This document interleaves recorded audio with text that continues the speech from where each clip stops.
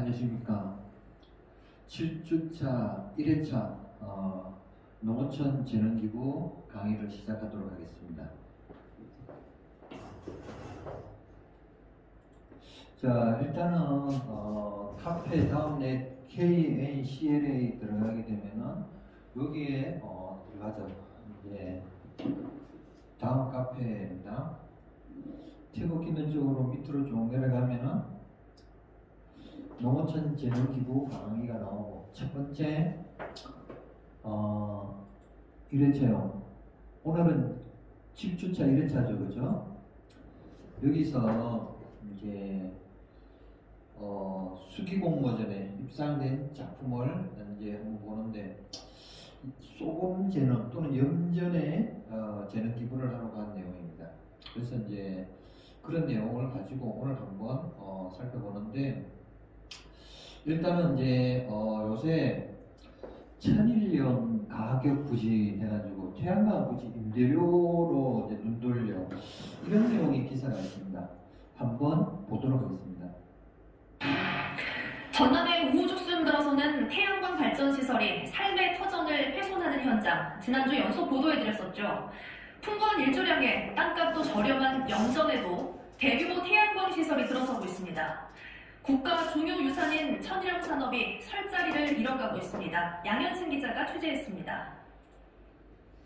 전남의 한 바닷가 마을, 끝도 없이 태양광 발전 시설이 늘어서 있습니다.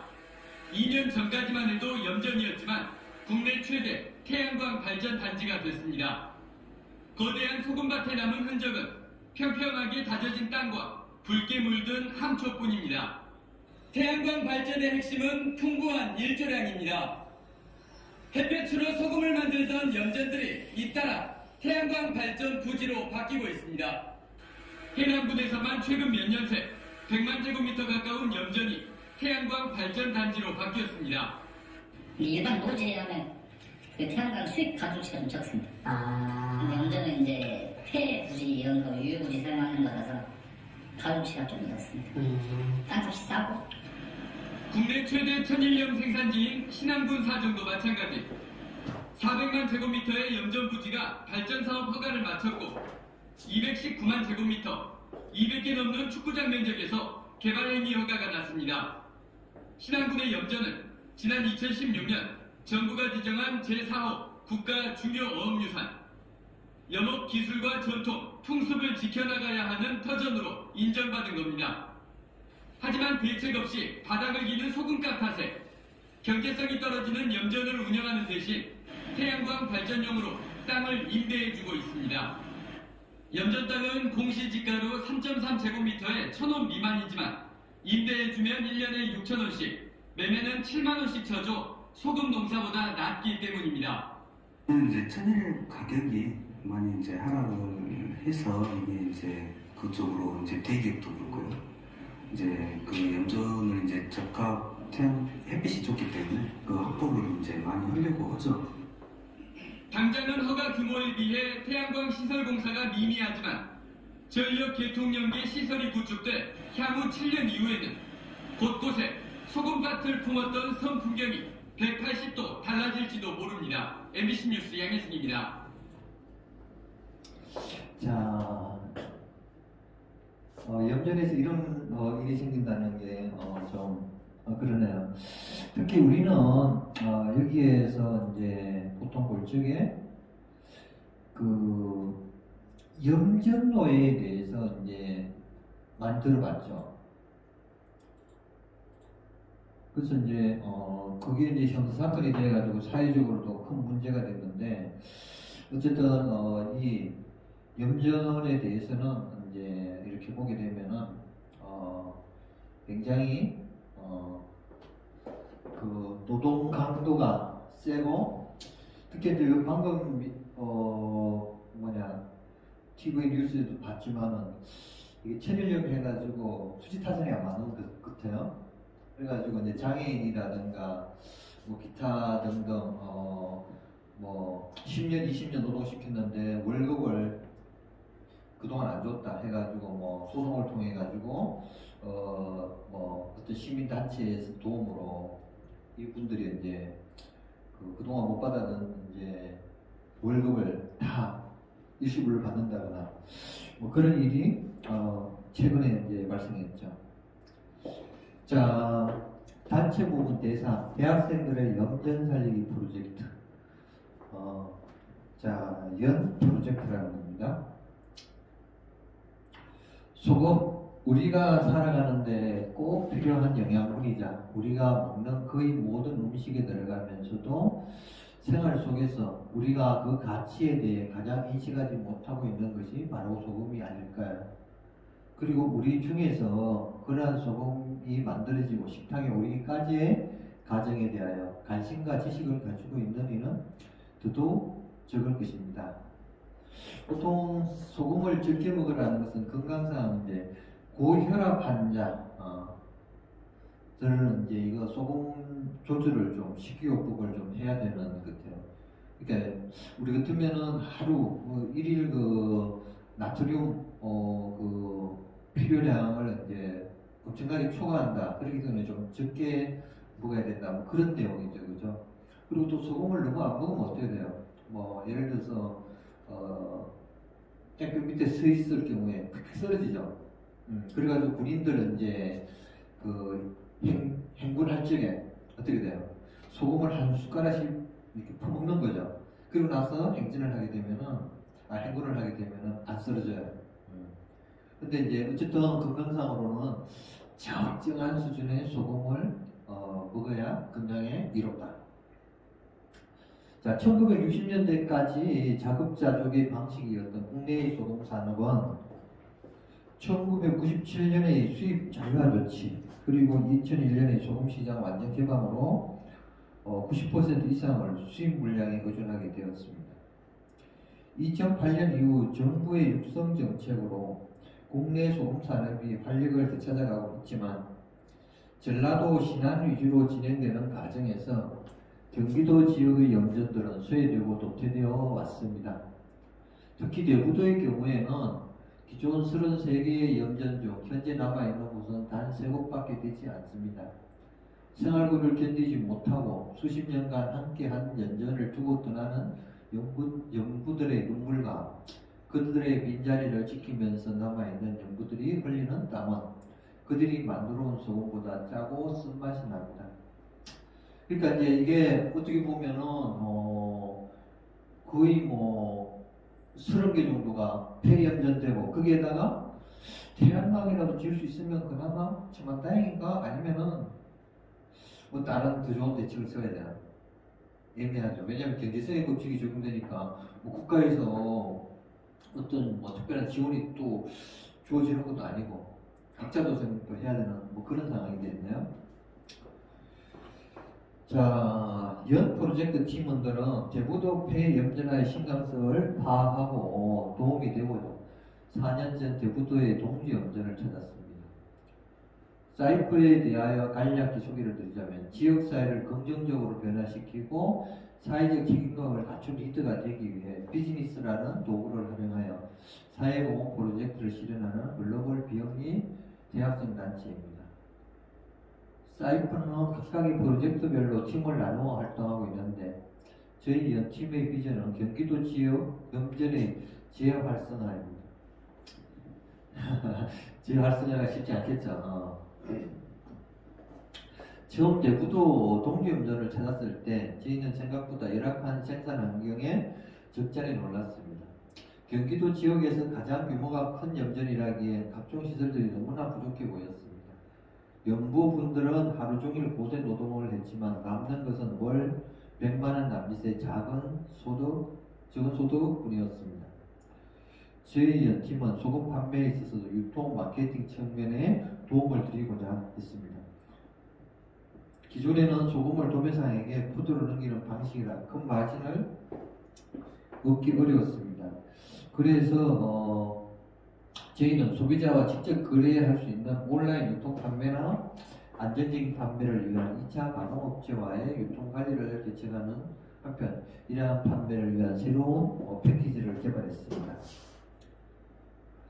자, 일단은 그거 이전에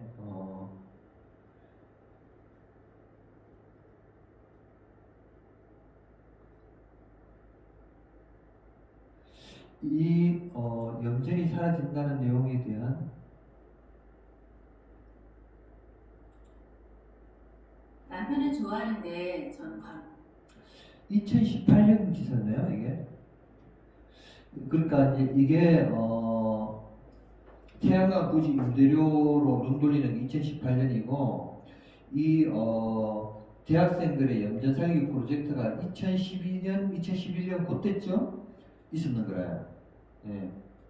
그래서 이제 뭐냐 하면은 이것이 이 학생들이 이제 하는 그때는 벌써 이제 2012년에 벌써 이제 33개 중에서 30개는 없어지고 3개만 남았는 그 상태에서 2018년에도 엄청나게 없어지면서 이제 태양광으로 이제 대체되는 염전 그 자리가 그런 상황이다 이거죠. 그러나 처음에 생각처럼 소금 판매가 잘 이루어지지 않았습니다. 가장 큰 문제는 산지 인지도였습니다. 일반 소비자들에게 소금 하면 가장 먼저 떠오르는 것은 신안이었기 때문입니다. 2018년에 신안도 그냥 이제 박살난 거죠, 그죠? 근데 이제 산지 인지도를 높이는 것이 가장 먼저 해결해야 할 문제였습니다. 그래서 저희는 염전 체험 학습이라는 비즈니스 모델을 해결책으로 내놓았습니다. 밤새워 자료조사를 하고 콘텐츠를 개발하고 프로그램을 기획하였습니다. 저희의 이러한 노력은 2009년에 실행에 옮겨져 4년째 이어져 오고 있습니다. 처음에 반신반의 하던 연구분들도 이제는 체험학습 프로그램에 적극적으로 참여하시어 저희의 도움이 없이도 프로그램을 잘 운영하고 계십니다. 또한 저희는 교육기관에 적극적으로 홍보를 하고 여행사 연계하는 등의 마케팅 전략을 통해 그러니까 2010년, 2011년 이때 한 해 이제 8,900명 정도 방문객 수가 2011년, 2012년에는 3,000여 명으로 증가하는 성과를 이루어냈다고 그래요.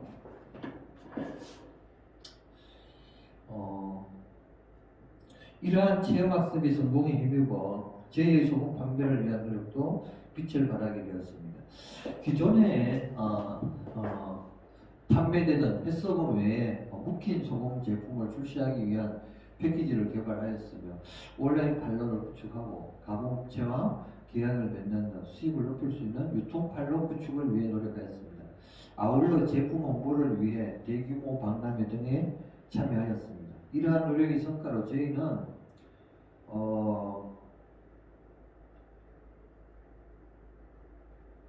그 B2B 채널을 해가지고 뭐 2,3천 정도의 매출을 올렸고 기존 판로 대비 69%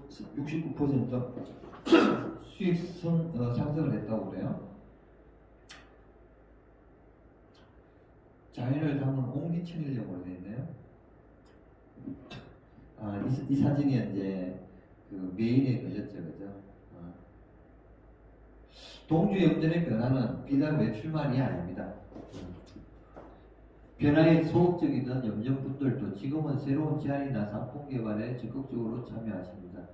이는 4년 동안 지속적 정기적으로 만나 뵙고 신뢰를 쌓고자 하는 노력이 있었기에 가능했다고 생각합니다. 저희는 일회성 자원봉사가 아닌 저희가 없더라도 지속적인 발전이 가능한 구조를 만들기 위해 노력해 왔습니다. 얼마 전 태풍 불라면 이 한반도를 휩쓸고 간 날 저희는 염전이 피해를 입지 않았을까 조마조마한 마음이 들었습니다. 아니나 다를까 소금 창고 일부가 무너지고 컨테이너 박스가 도랑으로 떨어지는 등의 피해를 입었다는 소문이 들려왔습니다. 저희는 주말에 시간을 내서 염전을 방문했습니다. 하지만 염전을 정비하는 일은 이미 거의 끝난 상태여서 저희는 소금 포장하는 일을 돕기로 했습니다. 반나절 정도의 짧은 시간이었지만 연구분들이 얼마나 힘들게 일하시는지 잘 알 수 있는 시간이었습니다. 일하고 난 뒤에는 맛있는 점심을 대접받고 근처 포도밭에서 재배한 포도까지 챙겨주셔서 저희가 도리어 감사했습니다. 갈 때마다 느끼는 것이지만 저희가 드릴 수 있는 것보다도 더 많은 것을 받고 온다는 생각이 듭니다. 여기 포도밭이 나오죠. 대구도 포도밭이 유명한 것 같아요.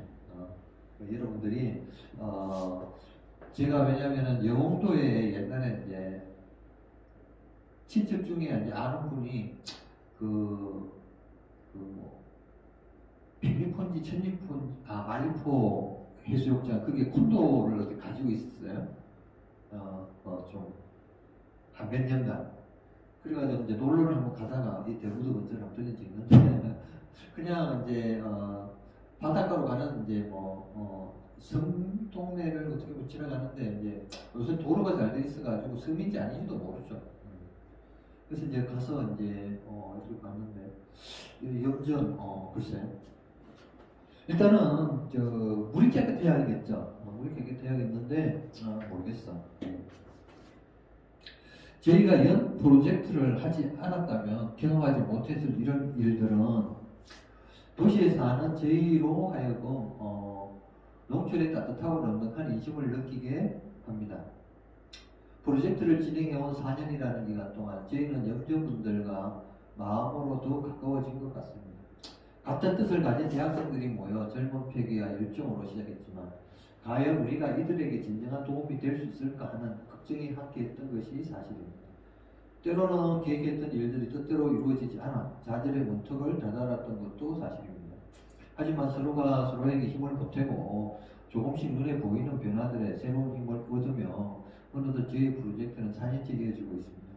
그리고 그동안의 조그만 변화들은 이제는 모두 더해져 커다란 결실이 되어 저희의 노력에 박수를 보내주고 있습니다. 여기 모양이야. 하여간 저희의 작은 움직임은 여러모로 염전의 모습을 바꿔놓았고 연구들의 삶을 바꿔놓았습니다. 그러나 무엇보다도 값진 변화는 우리 스스로의 안에서 이루어지고 있습니다. 그동안 학교라는 울타리 안에서 책상 앞에 앉아 공부하고 고민하는 문제들을 실제 삶의 현장에서 풀어보고 그 속에서 만난 동료들과 염전에서 일하는 연구분들과 몸과 마음으로 나누며 저희는 한층 성숙해졌고 가슴 벅찬 보람을 느끼며 저희가 추구해야 할 가치들을 가르듬을 수 있었습니다. 그리고 저희는 동주 염전뿐만 아니라 경기도 지역의 소금산업 전체가 다시금 활력을 찾을 때까지 더 나아가 우리나라의 농어촌이 더 이상 소외되지 않고 균형 잡힌 발전을 이루어 나갈 때까지 멈추지 않을 것입니다. 자, 어쨌든 100% 없어지는 건 아니겠죠. 응? 이 염전이. 근데 어쨌든 이제 이게 수요 공급의 법칙 또는 이제 우리 소금을 외국에서 이제 싼 가격에 수입을 해왔을 경우에 또 그런 문제라든가 또 쉽게 말하면 소금에 쉽게 말하면 검토를 둘러가지고 많이 비싸게 아주 건강에 좋게 만들기 전에는 소금이니까 나트륨이니까 비슷비슷하겠죠, 그죠? 그 애매한 거야. 그래서 이제 더 이제 그 결정체가 좀 순수하게 또 어떤 가공 처리 방법을 통해서 과학적으로 더 건강에라든가 아니면은 기타 등등이 좋다는 것을 증명시키기 전에는 기존의 방법으로는 조금 이제 좀 힘들지 않겠나 그런 생각도 해봅니다. 그래서 어쨌든 자연 그대로 그대로의 그것이 어쨌든 최고긴 최고죠, 그죠? 이제 대대손손 내려오는 거기에서 어느 정도의 이제 건강에 이상이 없을 정도로 이제 제품이 이제 나온다면은 7년 전 JTBC는 신안군 염전노예 사건을 보도했습니다. 고립된 섬에서 학대당한 장애인 염전 노동자들의 현실에 전 국민이 분노하셨죠. 과연 지금은 얼마나 나아졌을까요? 결론부터 말씀드리면 현장은 여전히 참혹했습니다. 노동자들의 방 안엔 쥐덫이 놓여져 있고 100만 원도 안 되는 월급마저 착취당하고 있었습니다. 월급 20여만 원이네요. 이게 2021년 11월이라 작년이죠. 다리를 건너자 섬 곳곳에 양식장과 염전이 펼쳐져 있습니다. 마을에서 멀리 떨어진 한 염전을 찾았습니다. 염전 한 켠 낡은 가건물에서 만난 이모 씨. 이 씨를 따라 들어가니 벽이 곰팡이로 얼룩져 있습니다. 바닥엔 쥐덫들이 놓여 있고 바로 옆엔 쌀포대가 있습니다. 이 씨는 이 염전에서 일하는 일용직 노동자. 이거 일하시면은 그 돈은 얼마나 받으세요? 모든 돈이 땅 먹고 있어요. 일단 10만 원씩. 사업 내죠.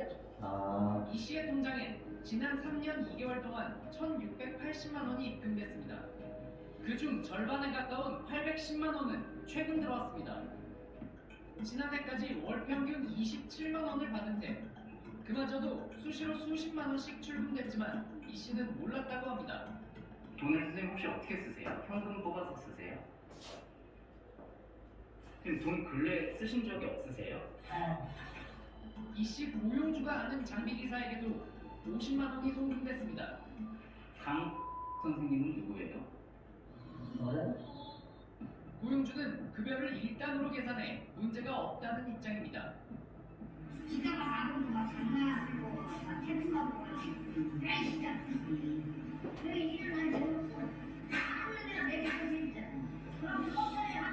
제 차례 1차 조사에서 미추가 됐습니다.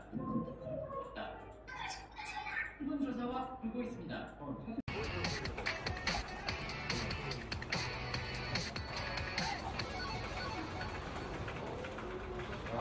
신농업 비즈니스. 오늘은 스마트팜처럼 비닐하우스 안에서 더 깨끗하게 만들어지는 소금 이야기를 전해드립니다. 오정곤 기자가 취재했습니다. 천일염으로 유명한 전라남도 신안 바닷가 근처. 일반적인 염전 옆으로 대형 비닐하우스 몇 동이 눈에 들어옵니다.